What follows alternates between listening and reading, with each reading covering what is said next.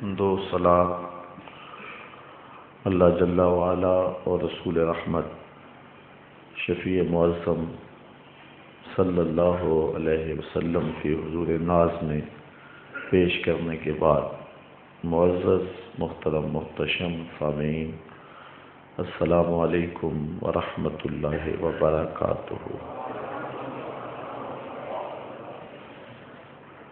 بفضلہ تعالی آج ایک مرتبہ پھر ہم یہاں حرمت قرآن کانفرنس میں شرکت کا اعزاز حاصل کر رہے ہیں۔ بارگاہ رب العزت میں دعا ہے کہ وہ ہماری حاضری کا ایک ایک لمحہ اپنی بارگاہ میں قبول فرمائے۔ قرآن مجید میرے اور آپ کے آقا و مولا حضور نبی رحمت صلی اللہ علیہ وسلم کا سب سے بڑا معجزہ ہے جو حضور کو عطا کیا گیا۔ معجزے کے بارے میں عادت باری تعالی کچھ یوں رہی ہے کہ جس دور میں جس چیز کا عروج ہوتا تھا نبی کا معجزہ بھی اسی قبیل کا ہوتا تھا۔ مثال کے طور پہ حضرت موسیٰ علیہ السلام کے دور میں جادو کے فن کا عروج تھا، گھر گھر جادوگر پائے جاتے تھے، تو اللہ نے اپنے نبی حضرت موسیٰ علیہ السلام کو جو معجزہ دیا وہ ایسا تھا جو جادو کے فخر کو توڑتا دکھائی دیتا ہے۔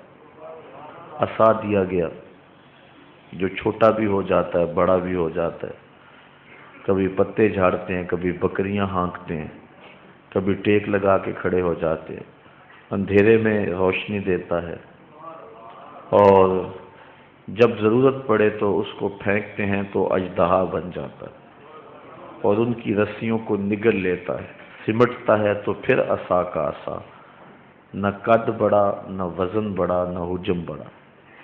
کیونکہ یہ جادوگری کے فن کا عروج تھا تو اللہ نے اپنے نبی کو جو معجزہ دیا وہ جادو کے فخر کو توڑتا ہوا دکھائی دیتا ہے۔ حضرت داؤد علیہ السلام کا دور دیکھیے، یہ آہن گری کے فن کے عروج کا دور تھا۔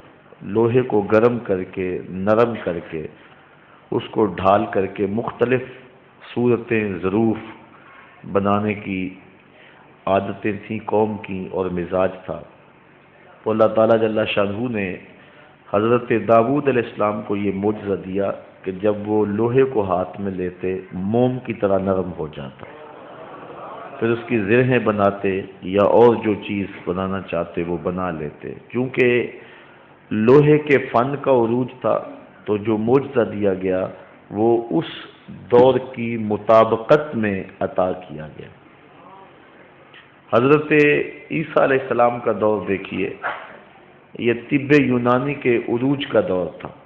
حکیم بقراط، سقراط، حکیم افلاطون، حکیم جالینوس، ان لوگوں نے ہر مرض کی تدبیر، تشخیص اور علاج معالجہ دریافت کر لیا تھا۔ صرف 3 امراض کا علاج ان سے نہیں ہو سکا تھا۔ مادرزاد اندھے کی آنکھوں میں روشنی نہیں بھر سکتے تھے، کوڑی کے جسم کو شفا نہیں دے سکتے تھے، تیسرا ان کے پاس موت کا علاج نہیں تھا۔ باقی یونانی اطباء نے ہر مرض کا علاج دریافت کر لیا تھا۔ جب حضرت عیسیٰ علیہ السلام تشریف لائے تو حضرت عیسیٰ علیہ السلام کے دور میں طب کا عروج تھا، تو اللہ تعالیٰ نے انہیں جو معجزات عطا فرمائے وہ یہ تھے کہ انہیں ید بیضا دیا اور انہیں یہ طاقت دی کہ جب وہ کسی نابینے کی آنکھوں پہ ہاتھ رکھتے تھے تو اس کی آنکھوں میں روشنی آ جاتی تھی، جب کسی کوڑی کے جسم پہ اپنا دست نور پھیرتے تھے تو اس کو شفا مل جاتی تھی، مردے کو ٹھوکر مارتے تھے وہ اٹھ کے باتیں کرنے لگ جاتا تھا۔ طب یونانی میں ان 3 امراض کا علاج نہیں تھا، تو اللہ نے اپنے نبی کو ان 3 امراض کا علاج دے کر کے مبعوث فرمایا۔ مختلف انبیاء علیہ السلام کے ادوار اور ان کو دیے گئے معجزات اور اس دور کا بانکپن، اٹھان اور عروج دیکھیے، پھر مطابقت کیجیے، آپ کو ایسا ہی ملے گا۔ جس دور میں جس چیز کا عروج رہا ہے، نبی کا معجزہ اس فخر کو، اس افتخار کو توڑتا ہوا دکھائی دیتا ہے۔ میرے اور آپ کے آقا و مولا جب تشریف لائے، جلوہ فراز ہوئے، تو اس وقت زبان و بیان کا عروج تھا، گھر گھر شاعر اور ادیب پائے جاتے تھے۔ عرب اپنے علاوہ سب کو گونگا خیال کرتے تھے اور انہیں اپنی زبان اور اپنے بیان پہ، اپنی فصاحت و بلاغت پہ ناز تھا۔ تو اللہ تعالیٰ نے اپنے محبوب کو سب سے بڑا معجزہ قرآن دیا، اور پھر ان کو کہا کہ اگر تمہیں ہم نے جو اپنے نبی کے سینے پہ نازل کیا ہے، اپنے عبد خاص کو جو کتاب رحمت دی ہے، اس میں اگر تمہیں شک ہے تو اس کی مثل ایک سورت لا کے دکھاؤ، اور اکیلے سے نہیں بلکہ جڑ جاؤ، اکٹھے ہو جاؤ، اپنے حمایتیوں کو بلا لو۔ اور پھر کہا اگر تم نہیں لا سکے تو کبھی بھی نہیں لا سکو گے۔ علامہ جلال الدین سیوطی الاتقان فی علوم القرآن میں لکھتے ہیں، اگر قرآن کی مثل لایا جانا ممکن ہوتا تو بدر اور احد کی لڑائیاں نہ ہوتی۔ سیدھا سا اور آسان سا کام تھا کہ قرآن کی مثل کچھ لفظ گھڑ لیتے، لیکن یہ لڑائیاں ہوئیں، یہ مقاتلہ ہوا، یہ جنگیں ہوئیں، یہ اتنا کچھ ہوا۔ اس کا مطلب سیدھا سیدھا یہ ہے کہ قرآن مجید کے اس دعوے کا وہ جواب نہیں لا سکے، اور قرآن نے جو چیلنج کیا تھا اس چیلنج کو وہ قبول نہیں کر سکے۔ وہ اہل زبان تھے، شاعر تھے، ادیب تھے، اور وہ اپنے زبان و بیان پہ ناز کرتے تھے۔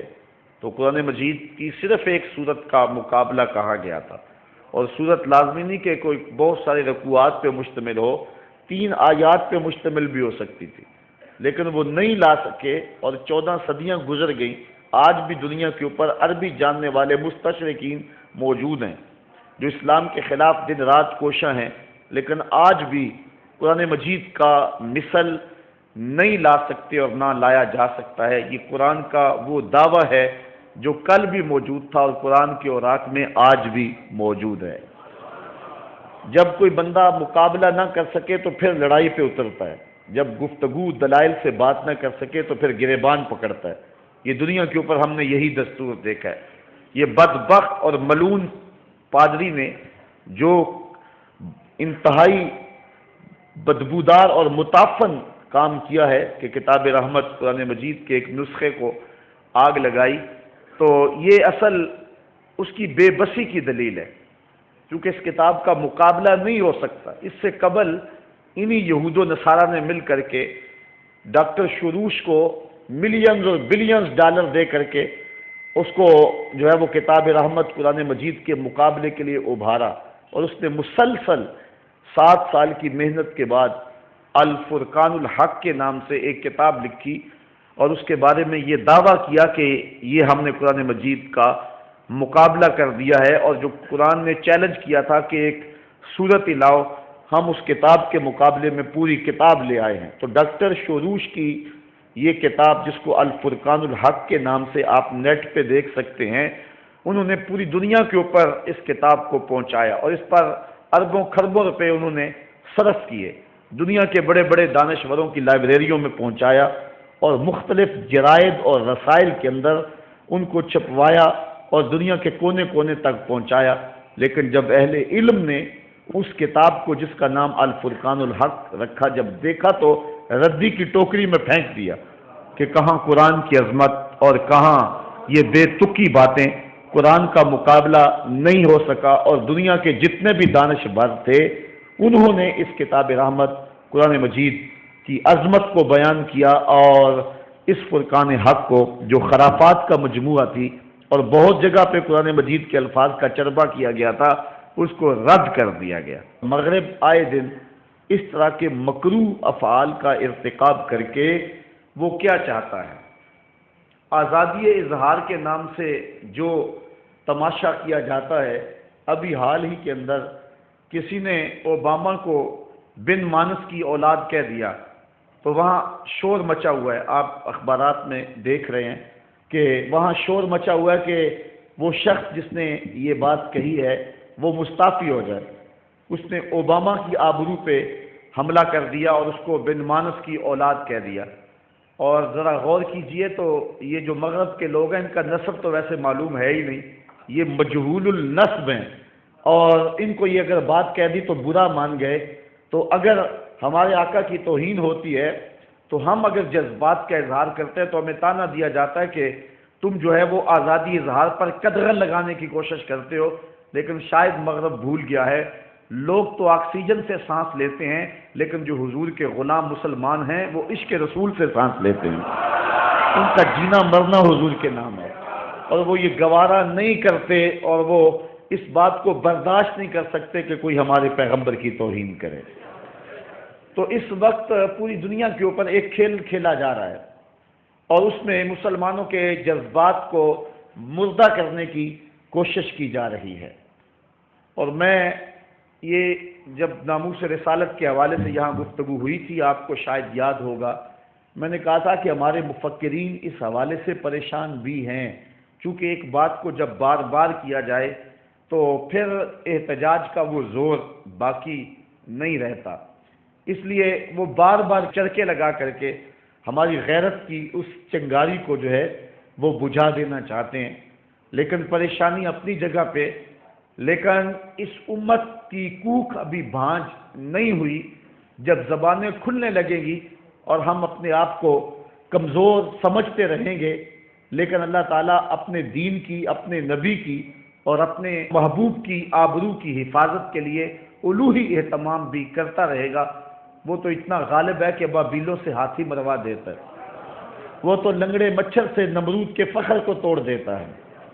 اور آپ یہ تاریخ نوٹ کریں کہ گستاخان رسول کو جن لوگوں نے کیسر کردار تک پہنچایا ہے وہ بڑے بڑے علماء اور فقہا نہیں گزرے. کوئی لوہار کی دکان سے اٹھا اور کوئی جو ہے وہ پولیس کا ایک عام ملازم تھا اور اس نے حد کر دی. تو جن لوگوں نے بھی یہ کام کیے ہیں تو وہ کوئی علماء اور بڑے بڑے صلحاء نہیں تھے. اللہ تعالیٰ کی عادت یہ ہے کہ جو لوگ حضور کی توہین میں اپنا منہ کھولے تو اللہ تعالیٰ جل شانہ ایسے لوگوں سے جو ہے ان کا کلا کما کروا دیتا ہے. اور دنیا کو یہ بتلا دیا ہے کہ اگر تم کسی کے مذہب اور عقیدت پہ حملہ کرو گے تو پھر کسی کی کوئی سیکورٹی باقی نہیں ہوگی. اور بڑے بڑے حکمران اور بڑے بڑے تخت و تاج والے جن کی اتنی لمبی زبانیں ہو گئی تھیں, ایک قدم اٹھایا ہے جو ہے وہ پولیس کے ایک ملازم نے, جس کو ممتاز قادری سے دنیا یاد کرتی ہے, اور پھر اس کے ایک قدم سے ساری زبانیں اندر چلی گئی ہیں. تو انشاءاللہ اللہ تعالیٰ اپنے دین کی آپ حفاظت کروانے والا ہے, اور اللہ تعالیٰ جس سے چاہے کام لے لے, اس کے لیے کوئی مشکل نہیں ہے. لیکن ہم نے یہ ضرور, یہ اجلاس, یہ اجتماعات, یہ کانفرنسیں, یہ جلوس, یہ جو کچھ کیا جاتا ہے یہ غیرت کو بیدار رکھنے کے لیے کیا جاتا ہے. ایک ایسا طبقہ بھی معاشرے میں پایا جاتا ہے جو کہتا ہے کہ وہاں وہ سلسلہ ہو گیا, تمہارا اس کانفرنس کرنے سے کیا فائدہ ہوگا, تمہارا جلوس نکالنے سے کیا فائدہ ہوگا. لیکن اس سے ہم اپنے آپ کو بیدار رکھتے ہیں. وہ پہرے دار رات کو جب پہرا دیتا ہے تو آواز دیتا ہے کہ جاگو جاگو. تو اگر لوگوں نے جاگنا تو تجھے پہرے کے پیسے کیوں دیتے ہیں؟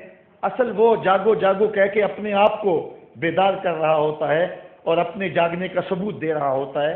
اس لیے ہم نے اس موقع پہ اپنے جاگنے کا ثبوت فراہم کرنا ہے اور اس نعرے کو بلند کرنا ہے کہ آفاق کے ہر ہر گوشے میں قرآن سنا کر دم لیں گے, اب رکنا نہیں, اب تھمنا نہیں, فردوس میں جا کر دم لیں گے. اس پیغام, اس کتاب رحمت کے نور کو جہاں تک ممکن ہو ہم نے پہنچانا ہے اور یہ ہماری ذمہ داری ہے.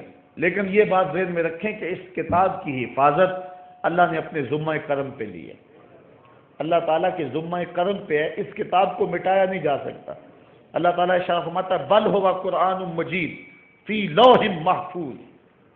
یہ معزز عزت والی کتاب ہے اور لوح محفوظ میں رکھی گئی ہے, حفاظت میں ہے, اس کا کوئی کچھ نہیں بگاڑ سکتا. اس کو مصاحف سے بھی ختم نہیں کیا جاتا. ایک مصحف کو آگ کوئی لگا دے گا تو قرآن مجید تو ایک دن کے اندر جو ہے وہ ہزاروں کی تعداد میں چھپ رہا ہے, تو اس کو کیسے ختم کیا جا سکتا ہے؟ اگر کوئی ایسا منصوبہ کوئی تلاش بھی لے کہ پوری دنیا پر سے مصاحف کو ختم کر دے, لیکن کیا یہ کتاب حفاظ کے سینوں سے نکالی جا سکتی ہے؟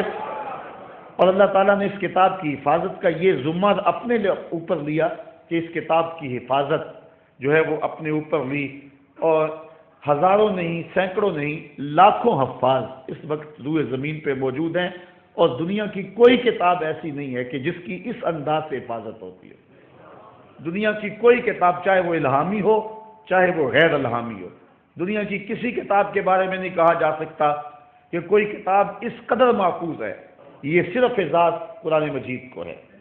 اور پھر صدیاں گزرنے کے بعد اس کتاب کے اندر تحریف راہ نہیں پا سکی. اس کتاب کو کھولو تو پہلا جملہ یہ ہے, ذالک الکتاب لا ریب فیہ. حضرت امام شافعی نے ایک کتاب لکھی الرسالہ, میرے پاس موجود ہے. جب رسالہ لکھی تو آپ کے ایک شاگرد نے ان کے سامنے اس کتاب کو 80 بار پڑھا, اور ہر بار وہ کسی نئی غلطی سے متنبع ہوئے اور فرمانے لگے اس زبر کی جگہ یہ کر دو, اس لفظ کی جگہ یہ لفظ کر دو, اس حرف کی جگہ یہ حرف کر دو. تو آپ کے سامنے 80 مرتبہ الرسالہ پڑھی گئی, اور 80 مرتبہ آپ نے اصلاح دی کہ یہاں یہ بدل دو, یہاں یہ بدل دو. جب 80 مرتبہ وہ کتاب پڑھی جا چکی اور ہر بار کسی نئی غلطی سے متنبع ہوئے, تو امام شافعی فرمانے لگے داہو, چھوڑ دو. شافعی کی کتاب کو یہ حق نہیں ہے کہ اس میں کوئی غلطی نہ ہو. یہ حق صرف اللہ کی کتاب قرآن کو حاصل ہے کہ اس میں کوئی غلطی موجود نہ ہو. اور اللہ تعالیٰ نے قرآن مجید میں ارشاد فرمایا, واضح فرمایا کہ لاؤ اس کی مثل ایک صورت ہی لا کے دکھاؤ. ہمارے درس نظامی میں ایک کتاب ہے جو داخل نصاب ہے, الملقات السبع. یہ عربی ادب سیکھنے کے لیے طلباء کو پڑھائی جاتی ہے تاکہ وہ عربی کے مزاج کو اور لغت کو اور فصاحت و بلاغت کو سمجھ لیں. یہ 7 قصیدے ہیں جو کعبۃ اللہ کی دیوار سے لٹکے ہوئے تھے اور فتح مکہ کے دن اتارے گئے, اور فرمایا گیا انہیں محفوظ کر لو. یہ عرب کا بہترین ادب ہے. آج ہمارے درس نظامی کے مدارس کے اندر یہ کتاب سبقاً پڑھائی جا رہی ہے. یہ 7 ملقات کیا ہے؟ عرب ہر ہفتے کو کعبۃ اللہ کے پاس صحن حرم میں جمع ہوتے اور ان کے شعراء قصیدے لکھ کے لاتے. باقاعدہ منصفین بیٹھتے. جو قصیدہ سب سے اچھا ہوتا اعزاز کے لیے, اس کی عزت افزائی کے لیے, اسے کعبۃ اللہ کی دیوار سے لٹکا دیتے. اگلے ہفتے پھر زور آزمائی کر کے, تباہ آزمائی کر کے آتے. جو قصیدہ سب سے بہتر قرار پاتا پہلے سے لٹکے ہوئے سے موازنہ کرتے. اگر اس سے بہتر ہوتا تو اس کو لٹکا دیتے, ورنہ وہ قصیدہ اپنی جگہ پہ لٹکا رہتا. اس طرح کعبۃ اللہ کی دیوار سے 7 قصیدے لٹکائے جا چکے تھے کہ حضور کے سینے پہ سورۃ الکوثر نازل ہو گئی. صحابہ نے عرض کی حضور آج جب وہ قصائد لے کے آئیں ہمیں اجازت ہے ہم سورہ کوثر پیش کر دیں؟ حضور نے فرمایا ٹھیک ہے کر دینا. تو جب وہ قصائد لے کر کے آئے اور انہوں نے پڑھا, داد وصول کی, منصفین نے فیصلہ دیا کہ یہ قصیدہ سب سے اچھا ہے, تو مسلمانوں نے سورۃ الکوثر کو پیش کر دیا. جب انہوں نے دیکھا تو اس کی معنویت, اس کی شان و شوکت, اس کے لفظوں کا شکوہ, اس کا آہنگ اور جمال, اس کا صوتی تاثر دیکھ کر کے انہوں نے کہا کہ آج کی اس مجلس میں سب سے بہتر کلام جو ہے یہ سورۃ الکوثر ہے. 7 قصیدے لٹکے ہوئے تھے اور 8ویں سورۃ کوثر لٹکا دی گئی. شعراء کے لیے چیلنج بن گیا کہ ایک ایسی سورت جو 3 آیات پہ مشتمل ہے, پھر منسوب بھی اس شخص سے جو دین دھرم میں ان کا مخالف ہے. اگلے ہفتے پورا زور کلام صرف کر کے آئے, لیکن ایک سے ایک بڑھ کر قصیدہ تھا, لیکن سورہ کوثر کا جب مقابلہ آیا تو سورہ کوثر کا مقابلہ نہ کر سکے. تیسرے ہفتے, چوتھے ہفتے شعراء جڑ مل کے بیٹھ کے بدائے ثنائے کا استعمال کر کے, لفظوں کی تراش خراش کر کے کیسے کیسے خوبصورت کلام لکھ کر لاتے رہے, لیکن سورہ کوثر کا مقابلہ نہ کر سکے. 7 مہینے تک کعبہ کی دیوار سے سورہ کوثر لٹکی رہے. تیرے سامنے یوں دبے لچے فصحا عرب کے بڑے بڑے، کوئی جانے کہ منہ میں زبان نہیں بلکہ جسم میں جان نہیں۔ کسی میں ہمت ہی نہیں ہے کہ قرآن کا مقابلہ کر سکے۔ اب ہوا کیا، ایک شاعر نے کہا کہ میرے ہاتھ میں قلم دو، قلم دیا گیا، لکھا ہوا تھا انا اعطیناک الکوثر فصل لربک وانحر ان شانئک ھو الابتر۔ اس نے آگے لکھا ما ھذا کلام البشر، یہ کسی بشر کا کلام نہیں ہے، اگر کسی بشر کا ہوتا تو ہم ضرور اس کا مقابلہ لاتے۔ اب 3 آیتیں اس صورت کی اور چوتھا اس شاعر کا جملہ ہے جو اس کے وزن پہ اس نے لکھ دیا۔ اب جو بھی آتا ہے اس کو دیکھتا ہے۔ ایک دور دراز علاقے سے شاعر آیا، کعبۃ اللہ کا طواف کیا، 7 قصیدے لٹکے ہوئے پڑھے، اشش کر اٹھا، لیکن جب سورہ کوثر پہ پہنچا تو حیرت کی انتہا نہ رہی۔ اتنا جامع اور خوبصورت کلام، لیکن جب چوتھے جملے پہ جاتا ہے تو اٹک جاتا ہے، پھر پیچھے سے آگے پڑھتا ہے اور چوتھے پہ جا کے اٹک جاتا ہے۔ پھر اس نے کہا کہ ذرا مجھے قلم دو، قلم دیا گیا تو اس نے چوتھے جملے پہ لکیر کھینچی اور اپنی جانب سے 5واں جملہ لکھا ہوا تھا انا اعطیناک الکوثر فصل لربک وانحر ان شانئک ھو الابتر ما ھذا کلام البشر۔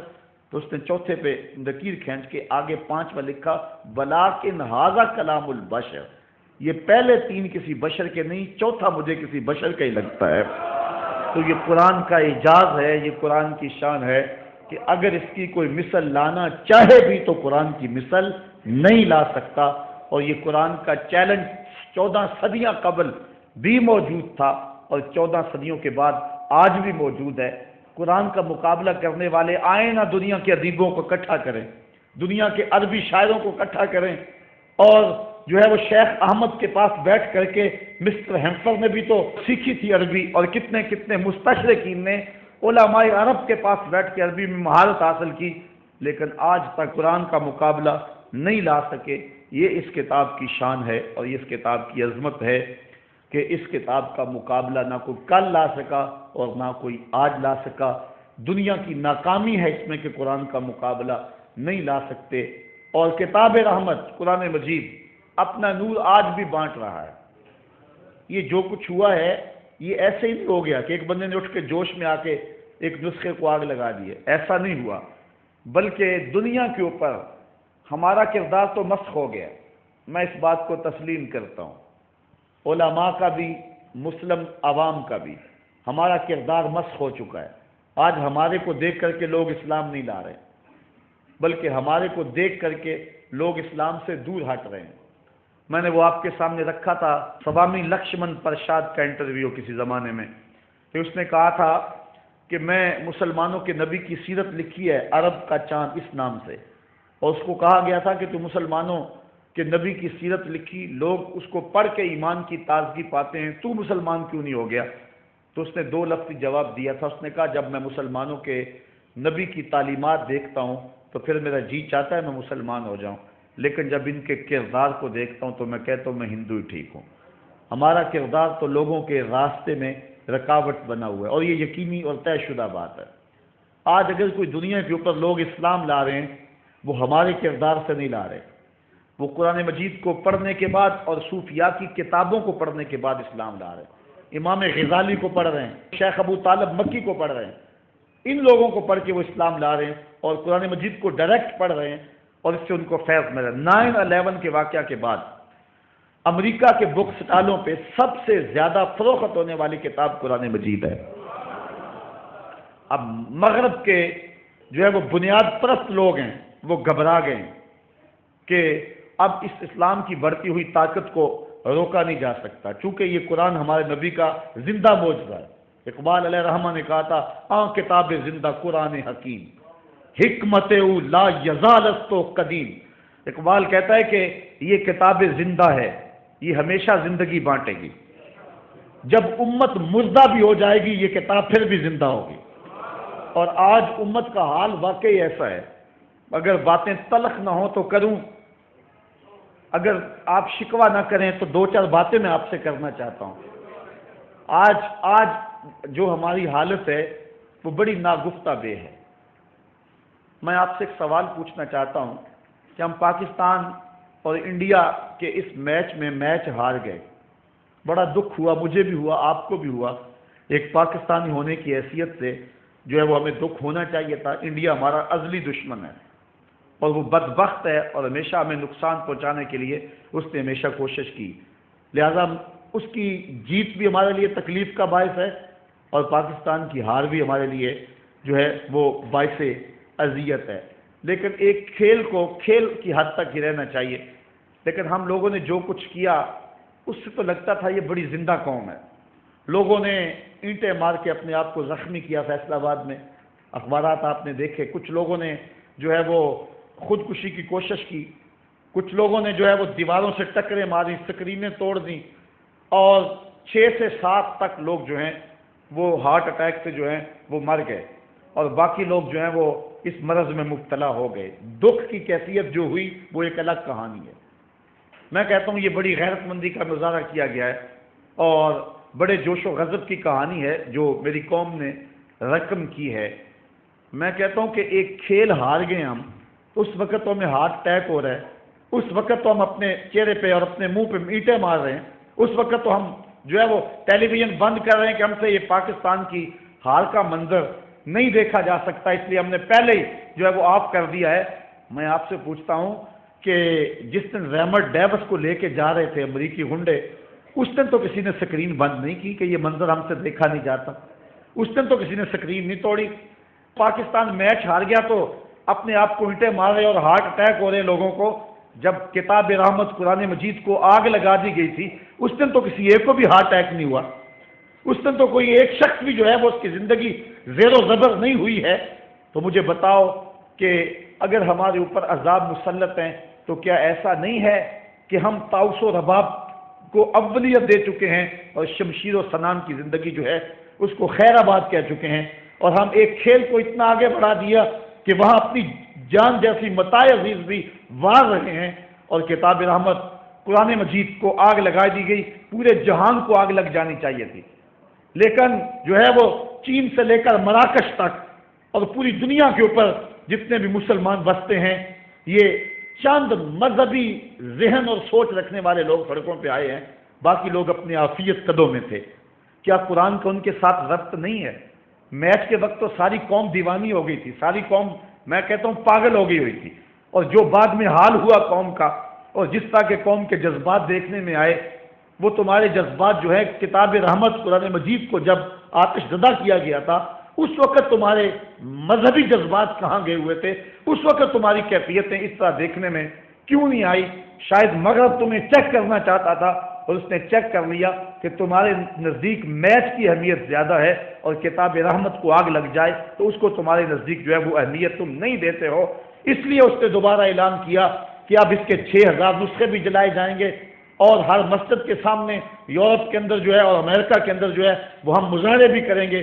اس نے اندازہ کر لیا کہ یہ قوم جو ہے وہ قوم مردہ ہے، لیکن اس بجھی ہوئی راکھ کے اندر بھی چنگاریاں موجود ہیں، بعض اوقات ایک شخص ہی پوری قوم کا کفارہ ادا کر دیتا ہے۔ لیکن میں آپ سے یہ پوچھنا چاہ رہا ہوں کہ اپنے اندر آپ خود اتر جائیں اور اپنے آپ سے سوال کریں، چلو ساری زندگی نہیں، میں آپ سے یہ نہیں کہتا کہ بچپن سے لے کر آج تک بوڑھے بھی موجود ہیں، جوان بھی موجود ہیں، جس دن سے قرآن مجید کو آگ لگائی گئی ہے، کتاب رحمت کی آتش زدگی کا واقعہ ہوا ہے، میں آپ سب سے پوچھتا ہوں، تلخ سوال ہے، جس دن سے قرآن مجید کو آگ لگائی گئی ہے اس دن سے لے کر آج تک تقریباً 1 مہینہ ہو گیا ہے، مجھے بتاؤ کہ آپ نے قرآن کے لیے کیا کیا ہے؟ مجھے اس سوال کا جواب دو، باقی پچھلی زندگی کا سوال میں نہیں آپ سے کرتا۔ جس دن سے قرآن مجید کو آگ لگائی گئی ہے ابھی مہینہ بھی نہیں ہوا، اس 1 مہینے میں آپ لوگوں نے قرآن مجید کی خدمت اور قرآن مجید کے لیے کون سی نوکری سر انجام دی اور کیا کیا اس کے لیے؟ اگر کچھ کیا ہے تو آپ کو مبارک ہو، اور اگر نہیں کیا ہے تو پھر اپنے اندر اتریں اور آج عزم کر کے، ارادہ کر کے، عہد کر کے جائیں کہ جو زندگی بیت گئی، آئندہ زندگی کے جو تھوڑے سے دن ہے یہ قرآن کی نوکری کرتے رہیں گے، اس قرآن کے نام لگا دیں گے۔ جو نوجوان کمپیوٹر جانتے ہیں وہ صبح و شام جو ہیں وہ قرآن مجید کی عظمت کے موضوع پر اور قرآن مجید کی تعلیمات کو جو ہے وہ مختلف اب ذاتی ویب سائٹ بنا سکتے ہیں تو بنا کر جو ہے وہ دنیا کے آگے پہنچائیں، نہیں تو یوٹیوب کے اندر ڈالتے چلے جائیں، ایک طوفان بپا کر دیں۔ اس وقت دنیا کے اوپر 6 ارب انسان بستے ہیں، جس میں 1.5 ارب مسلمان ہیں، تو اس کا مطلب یہ ہے کہ دنیا کے اندر ہر چوتھا شخص جو ہے وہ مسلمان ہے۔ تو مسلمانوں کی اتنی بڑی تعداد ہو، اور اگر ہم راست اقدام ہو جائیں اور کسی معاملے میں اپنا رخ سیدھا کر لیں تو کفر کو جو ہے وہ راستہ نہ ملے دم دبا کر بھاگنے کا، لیکن دشمن اگر دلیر ہے اور شیر ہے تو وہ ہماری کمزوریوں کی وجہ سے ہے۔ ہم نے کبھی شعوری طور پہ بھی کچھ نہیں کیا ہے، یہ زمانہ جو ہے وہ میڈیا کا دور ہے، اس لیے ہم نے اس حوالے سے اپنے کردار کو، یہ مؤثر ترین کردار ہے، جب تلوار اٹھانے کا اور جب وہ حالات آئیں گے تو اس کے لیے بھی ہم نے عملی طور پہ تیار رہنا ہے، لیکن سرے دست جو ہے وہ ہم اپنے ملک کے اندر ایسا اگر کوئی عمل کرتے ہیں تو وہ خانہ جنگی کی طرف بڑھ جائے گا۔ اس لیے ہم اس وقت کے انتظار میں ہیں کہ جب صالح حکمران کا سایہ ہمارے اوپر آئے اور پھر امت مسلمہ کا جو قائد ہے وہ جہاد کا اعلان کرے، اور پھر جب وہ اعلان ہوگا، یہ میں آپ کو خوشخبری دیتا ہوں، یہ اعلان پاکستان سے ہوگا۔ جو حضور نے غزوہ ہند کی بشارت دی ہے، اس جنگ اسلام کا جس کو حضور نے غزوہ ہند کہا، اور پھر یہ بھی لطف کی بات ہے، میں نے 1 سال قبل فیصل آباد میں گفتگو کر رہا تھا تو مجھے ایک نوجوان نے کھڑے ہو کے کہا کہ غزوہ تو وہ ہوتا ہے کہ جس میں حضور شریک ہوتے ہیں، جس میں حضور شریک نہیں ہوتے وہ غزوہ نہیں ہوتا، وہ سریہ ہوتا ہے۔ اور آپ نے کہا کہ غزوہ ہند، میں نے کہا حدیثوں میں بھی غزوہ آیا ہے، اس لیے میں غزوہ کہہ رہا ہوں، لیکن جو آپ کا سوال ہے میں اس کا بھی جواب دیتا ہوں۔ میں نے کہا کہ غزوہ وہ ہوتا ہے جس میں حضور شریک ہوں، تو جو قرب قیامت میں پاکستان سے لوگ اٹھ کے جنگ کریں گے وہ غزوہ اس لیے ہوگا کہ حضور اس میں شریک ہوں گے، حضور اس میں شریک ہوں گے۔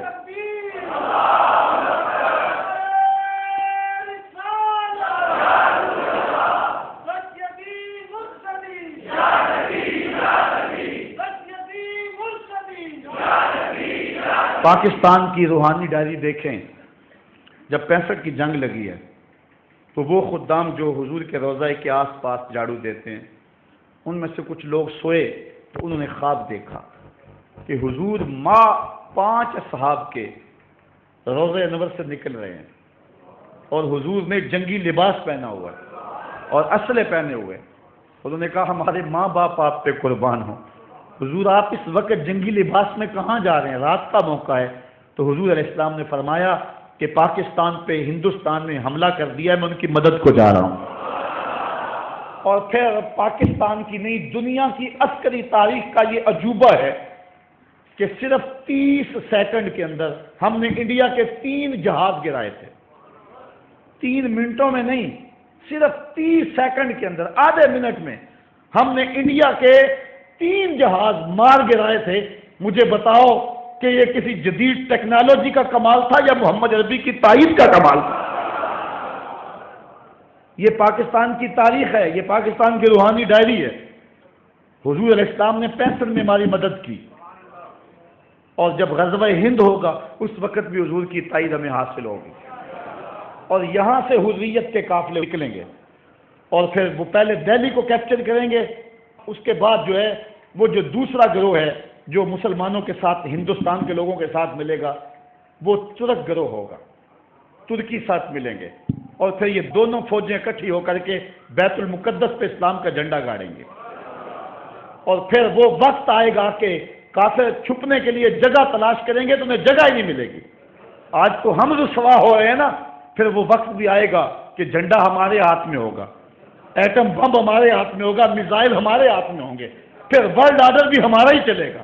پھر دنیا کے اوپر اگر کوئی جھنڈا اونچا ہوگا تو وہ میرے محمد کا ہی اونچا ہوگا۔ انشاءاللہ وہ وقت دور نہیں ہے، وہ آنے والا ہے۔ اگر آپ دنیا کے 56 57 58 اسلامی ممالک کا اس وقت تجزیہ کریں تو اس وقت دنیا کے اوپر اگر کوئی فوجی پاور تو وہ 2 ہی ملک ہیں، ایک ترکی اور ایک پاکستان، باقیوں کی جو آرمی ہے وہ نہ ہونے کے برابر ہے۔ اور حضور علیہ السلام نے جو بشارت دی تھی کہ ہندوستان سے لوگ اٹھیں گے پھر ترک کے مجاہد ساتھ شامل ہوں گے، یہ پاکستان آرمی نے انشاءاللہ ہماری مدد کے ساتھ آگے بڑھنا ہے۔ اب ہمارے لیے 2 ہی راستے رہ گئے ہیں، موت تو آئے گی، اب ایک بہت بڑا فساد بپا ہونے والا ہے، لیکن یہ بات آپ کو بتاؤں کہ 2 طرح کے لوگ ہوں گے۔ موت سے بچ نہیں کوئی سکے گا جو حالات ہونے والے ہیں، لیکن کچھ لوگ کتے کی موت مریں گے، کچھ شہادت کا تاج پہنیں گے۔ اس لیے ہم نے فیصلہ کرنا ہے کہ ہم نے شہادت کی موت کو قبول کرنا ہے یا کہ ہم بزدلوں اور کتے کی موت کو قبول کرنا ہے، یہ ہم نے فیصلہ کرنا ہے۔ مرنا تو ہے، اس سے بچ نہیں سکیں گے۔ اب ہم نے فیصلہ کرنا ہے کہ ہم نے ہاتھ کے اندر طاغوت کا جھنڈا اٹھانا ہے یا محمد عربی کا جھنڈا اٹھانا ہے۔ تو یہ ہم نے اب فیصلہ کرنا ہے، اور بالخصوص میں نوجوانوں سے جو ہے وہ مخاطب ہوں کہ نوجوانوں، تم اپنی زندگی کا رخ بدلو۔ میں کہتا ہوں زیادہ وقت نہیں، جتنا وقت تم بیٹ بلے کو دیتے ہو اور کھیل کے میدان کو دیتے ہو، اتنا وقت قرآن کو دے دو۔ جتنا وقت تم کرکٹ کو دیتے ہو، اتنا وقت رسول اللہ کی امت کو دے دو۔ صرف اتنا وقت اگر تم دے دو، جتنا وقت صرف کرکٹ کو دیتے ہو، ارادہ کر لو آج اتنا وقت آج کے بعد قرآن کو دیں گے۔ اگر عزم کریں، اگر 100 نوجوان بھی یہاں سے عزم کر کے اٹھے تو میں سمجھتا ہوں کہ اس سیالکوٹ کے اندر ایک اسلامی انقلاب برپا ہو جائے گا۔ اور میں جگہ جگہ کہہ رہا ہوں کہ 313 نوجوان تیار ہو جائیں، ہر شہر سے، ہر بستی سے، اور پھر وہ لمحے آنے والے ہیں کہ جن لمحوں کے اندر ان نوجوانوں کے ہاتھوں میں اسلام کا جھنڈا ہوگا۔ انشاءاللہ وہ وقت اب دور نہیں ہے۔ موت سے چھٹکارا تو کسی کو نہیں ہوگا، لیکن یہ آرزو کرو کہ اللہ ہمیں شہادت کا تاج نصیب فرمائے، آبرو کی زندگی نصیب فرمائے اور آبرو کی موت نصیب فرمائے۔ اللہ اکبر۔ اس کتاب رحمت کے جو حق ہیں ہم ان کو ادا کریں۔ میرے جذبات آپ دیکھ رہے ہیں، میرے گلے پر بھی اثر ہے، لیکن میں کیا کروں، میں یہ چاہتا ہوں کہ اس وقت جو ہے جو حالات ہیں، میری زبان وہ بوجھ برداشت نہیں کر سکتی جو میرے دل کے اندر ہے۔ میرا جی چاہتا ہے کہ میں چوکوں اور بازاروں میں جا کے چیخوں اور شور کو وہ ایک ہنگامہ کھڑا کر دوں اور دنیا اکٹھی ہو، ان کو کہوں کہ ایک مجذوب کی آواز سن لو، ایک پاگل کی صدا سن لو، شاید کہ تمہیں یہ دوبارہ کوئی بتانے والا نہ ہو، آؤ اٹھو، قرآن کا پرچم تھام لو۔ یہ تمہیں موقع تقدیر نے ایک بار اور دیا ہے، قدرت بار بار موقع نہیں دیا کرتی، یہ تمہیں موقع دیا ہے، اور اتنا بڑا حادثہ ہوا ہے قرآن مجید کی آتش زدگی کا کہ امت مسلمہ کے لیے اس سے بڑا کوئی حادثہ اور کیا ہو سکتا ہے، لیکن اب بھی اگر نہ اٹھے تو شاید ہمیں تاریخ معاف نہ کرے۔ اللہ تعالیٰ جل شانہ ہمیں کتاب رحمت کی نوکری کی توفیق نصیب فرمائے۔ اس کتاب رحمت قرآن مجید کے ہمارے ذمے جو ہیں وہ 6 حق ہیں جن کو ہم نے ادا کرنا ہے۔ پہلا حق اس کتاب کا کہ اس کو اللہ کی کتاب مانا جائے، اور یہ غیر مخلوق ہے، مخلوق نہیں ہے۔ اب اس وقت مجھے امام احمد بن حنبل یاد آئے۔ اس کتاب رحمت پر پہلے بھی حملے ہوتے رہے ہیں، چونکہ امت مسلمہ کا اثاثہ یہ کتاب ہے۔ اقبال کہتا ہے گر تو نی خواہی مسلمہ زیستن، نیست ممکن جز بقرآن زیستن۔ اگر تو مومن بن کے جینا چاہتا ہے تو قرآن کے بغیر تو جی نہیں سکتا ہے۔ یہ امت مسلمہ کا نصاب ہے، نصاب۔ امت مسلمہ کا مرکز بیت اللہ اور گنبد خضرا ہے، اور ان کا نصاب قرآن مجید ہے، میر کارواں حضور ہیں۔ اس لیے ہدایت کے ان چشموں کو اوباما نے کہا تھا کہ ہم جو ہے وہ مکے اور مدینے 2 بستیوں کو مٹا دیں تو دنیا پر امن قائم ہو سکتا ہے۔ دوسرا حملہ خاکوں کے ذریعے انہوں نے حضور کی ذات پہ کیا تھا، اور تیسرا حملہ اب انہوں نے قرآن مجید پہ کیا ہے، اور یہی ہمارے مراکز ہیں۔ کعبۃ اللہ، گنبد خضرا، یہ ہمارے مراکز ہیں، اور حضور ہمارے میر کارواں ہے، میر حجاز اپنا، اس نام سے باقی ہے آرام جاں ہمارا، چین و عرب ہمارا، ہندوستان ہمارا، مسلم ہیں ہم، وطن ہے سارا جہاں ہمارا۔ تو حضور ہمارے میر کارواں ہیں، ان پر حملہ کیا گیا، ہمارے ان مراکز پہ حملہ کیا گیا، اب قرآن مجید پہ حملہ کیا۔ یہ جو کچھ کیا جا رہا ہے یہ ایک منصوبہ بندی کے تحت کیا جا رہا ہے، اور اس میں جو ہے وہ یہود و نصارہ کی ایک باقاعدہ جو ہے وہ ان کا تھنک ٹینک کام کر رہے ہیں کہ اس وقت مسلمانوں کے خلاف ہم نے کیا کرنا ہے اور اگلی پلاننگ ہماری کیا ہوگی۔ اس کے مقابلے میں ہمارے تھنک ٹینک موجود نہیں ہیں، لیکن جہاں جہاں جس کو اللہ تعالیٰ نے دل کا درد دیا ہے وہ اپنی توفیق کے مطابق کر رہا ہے۔ اللہ تعالیٰ کی بارگاہ میں یہ دعا مانگیں کہ اللہ ایسے اسباب پیدا کرے کہ غیرت مند حکمران آئیں، اور پھر امت کے لیے کوئی لاہ عمل تیار کیا جائے، ورنہ وہ اقبال نے کہا تھا چمن میں رخت گل شبنم سے تر ہے، سمن ہے سبزہ ہے باد سحر ہے، مگر ہنگامہ ہو سکتا نہیں گرم، یہاں کا لالا بے سوز جگر ہے۔ اللہ امت کو کوئی قیادت صلاح الدین ایوبی جیسی عطا فرما۔ تو بات کر رہا تھا کہ اس کتاب رحمت پر پہلے بھی حملے ہوئے۔ سب سے پہلا حملہ معتزلہ نے کیا، انہوں نے کہا یہ قرآن مخلوق ہے، تو حضرت امام احمد بن حنبل نے کہا کہ یہ خالق کا کلام ہے اور یہ غیر مخلوق ہے۔ اس جرم کی پاداش میں چونکہ وقت کے حکمران بھی معتزلہ کے ہم نوا ہو گئے، اور امام احمد بن حنبل کو اس جرم کی پاداش میں پکڑا گیا۔ جب امام کو جیل میں لے جایا گیا تو کالا کالا رسول اللہ کے ماحول میں پلنے والا امام، انہوں نے کبھی کوڑے تو کھائے نہیں تھے، لیکن جب جیل میں جا کے امام کو کوڑے مارے جاتے نا تو امام آگے سے کہتے اللہم اغفر لابن الحیثم، اے اللہ ابن حیثم کی مغفرت کر دے۔ جلاد نے روک کے پوچھا کہ حضرت یہ ابن حیثم تو عرب کا مشہور ڈاکو ہے، تو آپ اس ڈاکو کے لیے دعائیں مانگ رہے ہیں؟ جب بھی کوڑا لگتا آپ کہتے ہیں اللہم اغفر لابن الحیثم، اے اللہ ابن حیثم کی مغفرت کر دے۔ تو لوگوں نے کہا کہ ابن حیثم تو ڈاکو ہے اور آپ اس ڈاکو کے لیے بخشش کی دعائیں مانگ رہے ہیں۔ تو حضرت امام احمد بن حنبل کا جملہ سنیے۔ امام احمد بن حنبل فرمانے لگے ہے ڈاکو لیکن بات بڑی پتے کی کر گیا۔ کہا کیا ہوا؟ کہا جب میں جیل میں آ رہا تھا تو یہ سزا بھگت کے جیل سے واپس جا رہا تھا، تو دروازے پر ملاقات ہو گئی، تو مجھے دیکھ کے حیران ہو گیا، کہنے لگا حضرت آپ جیل میں آ رہے ہیں؟ میں نے کہا کہ مسئلہ خلق قرآن میں جیل میں آ رہا ہوں کہ حکمرانوں کا مزاج معتزلہ کے مطابق ہے کہ قرآن مخلوق ہے، اور میں کہتا ہوں مخلوق نہیں ہے بلکہ غیر مخلوق ہے۔ اس جرم میں مجھے پکڑا اور مجھے جیل میں ڈال رہے ہیں۔ تو ابن الحیثم کہنے لگا کہ میں 100ویں مرتبہ کوڑے کھا کے واپس جا رہا ہوں، ہر بار ڈاکہ کرتا ہوں اور میں اس دھرتی کے اوپر شیطان کا نمائندہ ہوں، 100ویں مرتبہ سزا بھگت کے واپس جا رہا ہوں اور اپنا کام جا کے پھر بھی نہیں چھوڑوں گا۔ مجھے کہنے لگا اے احمد بن حنبل میں تو شیطان کا نمائندہ ہوں اور میں شیطان کی کانڈ نہیں لگنے دی، اور تم تو رحمان کے نمائندے ہو، کہیں ایسا نہ ہونا کہ کوڑوں کی ضرب سے بھاگ جاؤ اور اپنے موقف سے دستبردار ہو جاؤ۔ کہتے ہیں کوڑوں کی ضرب تو بڑی ہے لیکن جب کوڑا میرے بدن پہ لگتا ہے تو مجھے اس کا جملہ یاد آ جاتا ہے اور میرے میں حوصلہ پیدا ہو جاتا ہے کہ وہ شیطان کا نمائندہ ہو کے شیطان کی پشت نہیں لگنے دی اس نے، میں تو رحمان کا رہندہ ہوں، تو اسلام کا جھنڈا کیسے نیچا ہونے دوں گا؟ تو پہلا حق اس کتاب رحمت قرآن مجید کا ہے کہ اس کو مانا جائے کہ یہ اللہ کی کتاب ہے۔ تلاوت یہ دوسرا حق ہے۔ سیارہ ڈائجسٹ چھپا تھا، اس کا قرآن نمبر، اس میں ایک واقعہ لکھا تھا، ہندوستان کے کسی مسلمان قبرستان میں تقسیم ہند سے قبل قبرستان میں قبر کھودتے کھودتے 7 والی قبر کی اینٹ گر گئی۔ جب اینٹ گری تو قبر کا جو مدفون تھا اس کا کفن بھی میلا نہیں ہوا بلکہ ایک تازہ پھول اگا ہوا تھا اور گلاب کی مہک پوری لاحد میں تھی اور وہ اس کے نتنوں کے قریب خوشبو دے رہا تھا۔ لوگوں نے اینٹ واپس کر دی، لگا دی، تدفین کر کے اس شخص کی جستجو میں نکلے کہ یہ کون سا شخص ہے، کوئی اللہ کا ولی ہے، کوئی نیک شخص ہے۔ چلتے چلتے ایک بوڑھی عورت کے گھر تک ان کی رسائی ہوئی جو اس کی بیوہ تھی اور ابھی موجود تھی۔ جا کر کے پوچھا کہ ہم نے تیرے شوہر کی قبر کے اندر اسے دیکھا ہے کہ اس کا کفن بھی میلا نہیں ہوا اور تازہ گلاب کا پھول جو ہے اس کی قبر میں کھلا ہوا ہے، تو بتانا وہ کون سا نیک عمل کرتی تھی تاکہ ہمیں پتہ چلے۔ تو اس نے کہا کہ مجھے تو کوئی یاد نہیں کہ اس کو خاص نیک عمل تھا، اس کا عام سادہ سا مسلمان تھا، 5 ٹائم نماز پڑھ لیتا تھا، بس کوئی خاص عمل میری نظر میں تو نہیں۔